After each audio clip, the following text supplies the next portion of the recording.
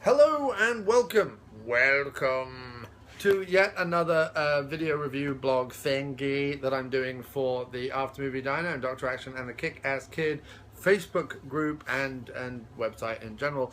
Hello group members, hello, give me a hug. Hello group members. Also, if you wish to join the Facebook group, then you can. There are links below to the Dr. Action and the After Movie Diner Facebook group, where we talk movies each and every day, and people post stuff that they create, like podcasts and music and videos and all sorts of stuff. Okay, well, it's mainly me, but some other people. Peter did a video recently which was kick-ass, and I encourage everyone who's a member of the group to share their podcasts and anything that they do in the group. Only if you're a member of the group. Any people coming in from the outside who haven't ingratiated themselves yet and start posting nothing but ads, then I will wield executive power. However, if you're nice and friendly and wonderful, then it's all good. Actually, I don't really care, as long as it's not excessive. I'm not one of these people who likes the internet with rules. Fuck with the rules. Do what you like, as long as it's not excessive and as long as you're a human being about it and not a robot. So yeah, please share whatever it is. You made a movie, you've made a podcast, whatever, do it. Because I'll be sharing this, and you'll have to watch this and listen to this. So share it back. Share the love. We want to see it. And the link for the Facebook group is below. Links. Hello, links. All right, so today the movies I'm going to be reviewing are, anyone who's in the group will know, the Sleepaway Camp trilogy. And I have these sweet Blu-rays from Scream Factory for the Sleepaway Camp trilogy, which is awesome. Although I seem to have Sleepaway Camp 2 in the wrong place. There we go. Boom. Let's get that fixed right now. And yeah, we're talking about these. The first one, Sleepaway Camp, it's probably the most famous. It's the most notorious as well because of the ending. Not going to go through the whole plot, whatever. Basically, kids at camp, people being bumped off. What kind of makes this different is that it's kind of like weird and sort of sick and insidious and funny and odd and different and whatever, and the kills are different and so on. But there's like some interest, like for the period, there's depictions of sexuality that you wouldn't normally see. So in other words, like Angela's dad appears to either have a gay lover, like a gay lover on the side, or is in fact just has a gay boyfriend and is openly gay. We don't know. It's never really explored in the movie. She also has an aunt who's absolutely like wackadoo and played brilliantly by that actress. But there's also like a pedophile chef, which is in this movie. Like you don't actually see any sex with him, but you hear all sorts of horrible things that he would want to say. And well, there's the head of the camp is hooking up with someone who is what, 17, 18? I don't know, and he's like 60 and repellent, so that's kind of weird. And then of course there's the very end of the movie where we find out that all along the little girl was a little boy, very little in fact. Not as small as me, mine's tiny, but pretty small. But yeah, so that's the big thing about Sleepaway Camp. I love it. I happen to think it's I love slashers anyway. Like I'm not a lot of horror, highfalutin horror people. The Kermodes of the world are all like, well, you know, it hasn't been The Exorcist or The Shining and blah blah blah blah. Don't get me wrong, I like those movies as well. But I also like a good old slasher. I'll watch pretty much any slasher. Recently I watched Fatal Games, which is about a college that is gearing up to send its young athletes out to the Olympics, and people start getting bumped off. Horrible production values, really bad acting, but I just enjoy it. I don't know why. Maybe it's the sick, dark, twisted man inside who likes to watch people being carved up. Actually, I kind of like the detective element of it, like the whodunit element. I like watching it to see if I can guess who it is and what's going on. Doesn't mean you can't watch it a second time, especially something like this, which has a whole bunch of other stuff going on. Funny characters, weird scenes, good kills, nicely shot, bizarrely acted. So it means you can go back to it time and time again, even when you know the twist and even when you know what's going on. But that's a big aspect for me in the slasher genre. And also, I just like watching them. I don't know why, I just enjoy them. Any slasher I will watch, and I need to I have a book on them, and I want to one day have seen them all. So I will keep track of that. But no, Sleepaway Camp, it's the first, it's the original. It's probably the best because it's, although it has similar setting to Friday the 13th, it's completely different. It's also the only one that feels like an actual camp movie because they have all kids there from very, very young to very, very old, whereas the sequels do not. The sequels just have 30-year-olds playing teenagers. But it's interesting, and it sets up all the camp cliches that you would expect, you know, from the bitchy girl and the jock guys and the crazy nerds and the quiet, shy one, and you know, all the rest of it, you know. And it has like, he's trying to kiss Angela, but then he goes off and kisses the slutty girl, and Angela sees that, and all there's like a whole stuff that you kind of feels very real, but then there's also this weird shit with everyone trying to sleep with each other, and I don't mean the kids, I mean the owner of the camp is trying to knock off one of the 17-year-old girls, and the chef is trying to sleep with all the young kids, which is kind of weird and disconcerting. And the whole like gay father thing is never really mentioned. It's never mentioned in any dialogue. The scene you see of the father and his boyfriend, the kids are like watching it and giggling.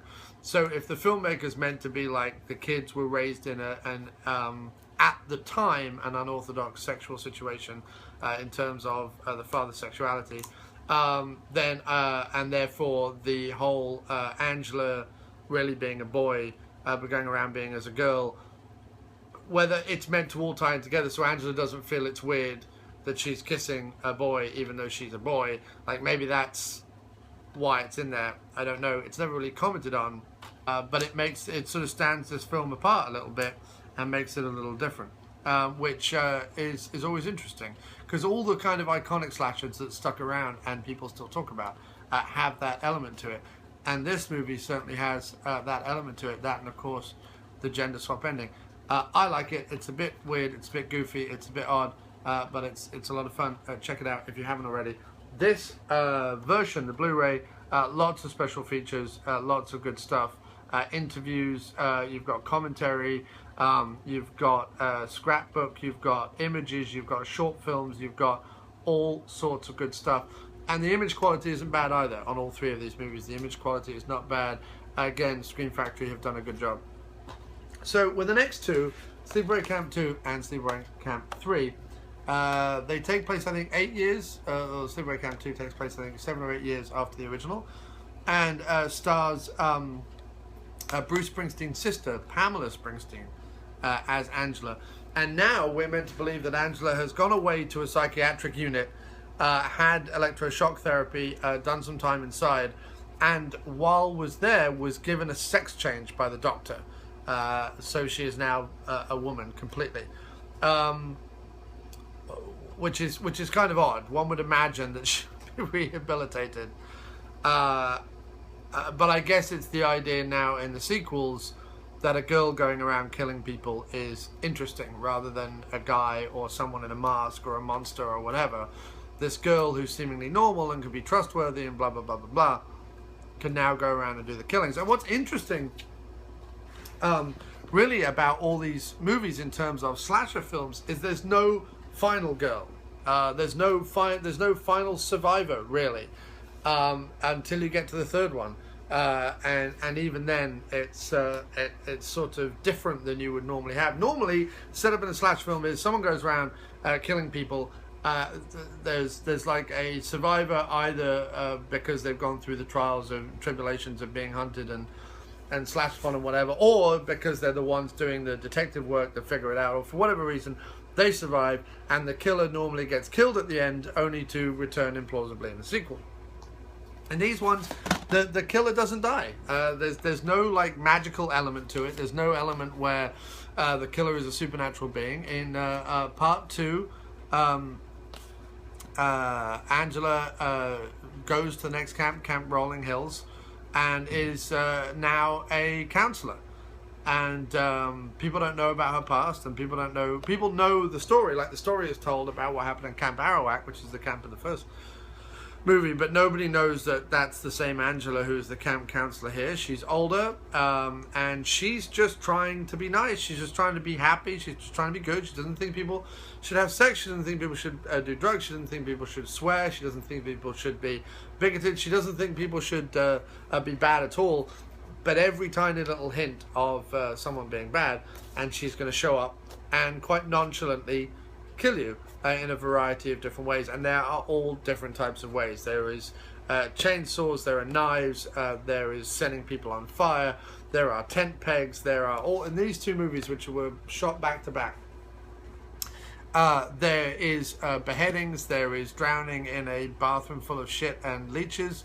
There is all sorts of killings in this. There's burning faces and all sorts of stuff. So and it's interesting. I don't know if it's because Pamela Springsteen isn't a particularly good actress, because I haven't seen her in anything else, or whether this is a choice she made. But she's kind of like nonchalantly doing it. So the movies aren't scary in the sense of a normal slasher where, you know, the kills take place at night, or there's a lot of build up to the kills or anything like that. And there's, like I said, there's no final girl, so there's no one trying to like figure out who it is, and there's no one who really survives. In the second one, Angela literally goes through the camp. Let's have a look at the alternate cover as well. Isn't that cool, right there? Trying to nod at other slashers as well. There's a lot of humour in this one. A lot of humour, a lot of self-referential humour, and nodding at other slashers and doing stuff like that. So that's very cool. But she just goes around and she kills everybody. I mean, it's probably got the highest kill count of any slasher. I don't know, but of any one single movie slasher, this may have the highest kill count, just because she kills everybody in it.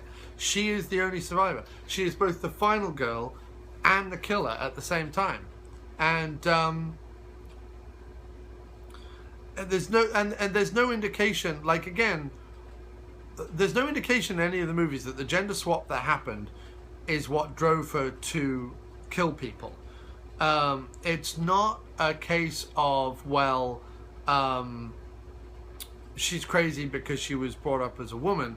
That just happens to be so that they can have the reveal at the end with the knob, or penis, or Johnson, or cock, or rod, or wang, or whatever you want to call it. Dong. My God, there are a lot of words for cock. Anyway, it doesn't seem to be that. It seems to be more manners and anti-bullying and blah, blah, blah, blah, blah. So it's really odd, because everyone else in the camp tends to be an asshole or bad in some way, or horrible in some way, or like the worst representation of human nature. And not all the time, but like sometimes there's a little bit, or sometimes they just disagree with her. But it doesn't seem to be gender-based or sex-based. It tends to be often sexual intercourse drives her nuts. If people are having sexual intercourse, that drives her nuts, and you will die if you have sex. But it's not gender-based, it seems. So the gender swap seems to be irrelevant, and maybe that's why they just went, fuck it, let's just make her a woman and get on with it. I don't know. But she kills everybody in this. Absolutely everybody. And so it's not so much the scare factor of each individual kill. It's more the accumulative effect. By the end of the third one, because the third one is very much the same to begin with, by the end of the third one, where she's plowed her way through, I don't know, whatever it is, it's got to be like 20 people, 25 people, something like that. This is the alternative cover, Teenage Wasteland, Sleepaway Camp 3. There's sort of an accumulative effect where you're suddenly like, you know, because there's a lot of humor and it's a little silly, and, you know, she buries someone up to her neck and kills her with a lawnmower, and, you know, there's a lot of stuff which kind of wouldn't happen. But there's sort of this accumulative effect of, well, I've kind of just sat and watched what it must be like if you are, you know, Ted Bundy or Ed Gein or something. And you kind of follow the serial killer about. You never know, you never get into her mind. There's never any psychology in any of these movies or anything like that. It's just, she wants camp to be this happy place. They sing this happy song, and she just wants it to be right, and it's never right. So she kills people. And that's sort of interesting, and it's different in the slasher genre. It's not something that you come across all the time. You know, someone like Jason, for example, will kill you if you have sex, but it's not that he's a righteous person or a polite person, or even that he's a fucked up serial killer. He's a monster. Like, he's just like this, like, zombie-esque monster with a machete. You know, even in the second one, he's kind of like just a hillbilly, you know, mutant redneck with the bag on his head, just going around killing people. Also, you know, he's a deformed kid and, you know, possibly mentally challenged or whatever is indicated in the first one as well.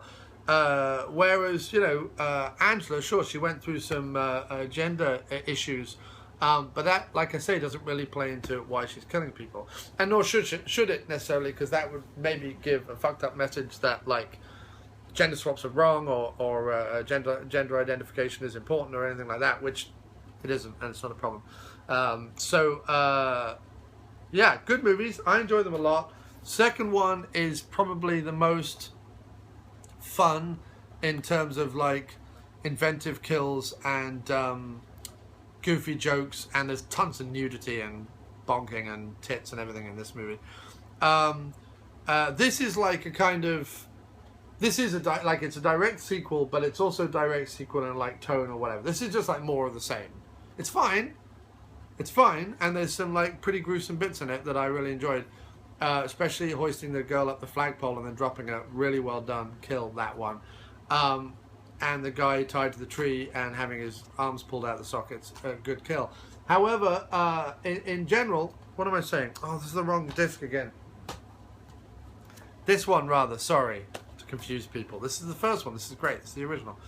This one, however, sorry, it's difficult to see. I've not got lighting and I can't read this very well, and blah, blah, blah, blah, from where I'm sitting, so don't worry about it. But this one is just continuation of this one. So in terms of, like, between these two, you know, this is always going to be the iconic one, but this is probably more fun. Not kind of in an Evil Dead 1, Evil Dead 2 type way, but not really. I mean, Evil Dead 1 and Evil Dead 2 are far better than these, just in sheer movie making terms. But if you want an easy sort of analogy, this is the more iconic, obvious slasher, and then this is the more like Porky's meets slashing meets, you know, no final girl, no detective work, just lots of interesting death and stuff. So I like him. I think it's a good, strong trilogy. I would suggest people pick up these discs, and that's it. That's my video. That's all I have to say on that. Sleepaway Camp. Enjoy them. Ah!